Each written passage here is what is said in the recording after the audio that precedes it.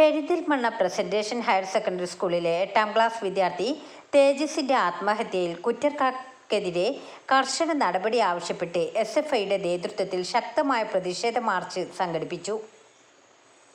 മാനേജ്മെന്റിന്റെ വിദ്യാർത്ഥി വിരുദ്ധ നടപടികൾക്കും ധിക്കാരത്തിനുമെതിരെ SFIയുടെ കരുത്തുറ്റ പ്രക്ഷോഭമായി ഇത് മാറി. വിദ്യാർത്ഥി വിരുദ്ധ നിലപാട് സ്വീകരിക്കുന്ന അധികാരികൾക്ക് മുന്നിൽ മുട്ടുമടക്കില്ലെന്ന പ്രഖ്യാപനമാണ് പ്രക്ഷോഭത്തിലൂടെ ഉയർന്നത്. SFI പ്രവർത്തകർ നടത്തിയ ശക്തമായ ഉപരോധത്തെയും പ്രതിഷേധത്തെയും തുടർന്ന് തേജസിന്റെ ആത്മഹത്യയുമായി ബന്ധപ്പെട്ട് കുറ്റക്കാരായ അധ്യാപകർക്കെതിരെ അന്വേഷണം നടത്തുമെന്ന് സ്കൂൾ അധികൃതർ രേഖാമൂലം ഉറപ്പു നൽകി.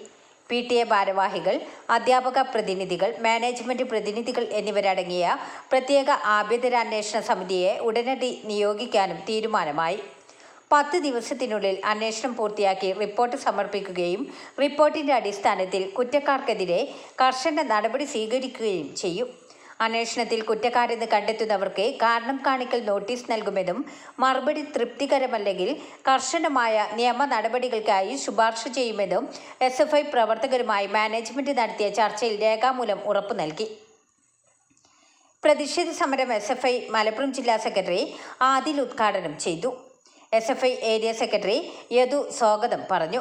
ഏരിയ പ്രസിഡന്റ് സിനാൻ ചടങ്ങിന് അധ്യക്ഷത വഹിച്ചു. സംസ്ഥാന കമ്മിറ്റി അംഗങ്ങളായ സുജിൻ, ഗോകുൽ, സ്നേഹ, ഉനൈസ് എന്നിവർ സമരത്തിന് അഭിവാദ്യമർപ്പിച്ച് സംസാരിച്ചു.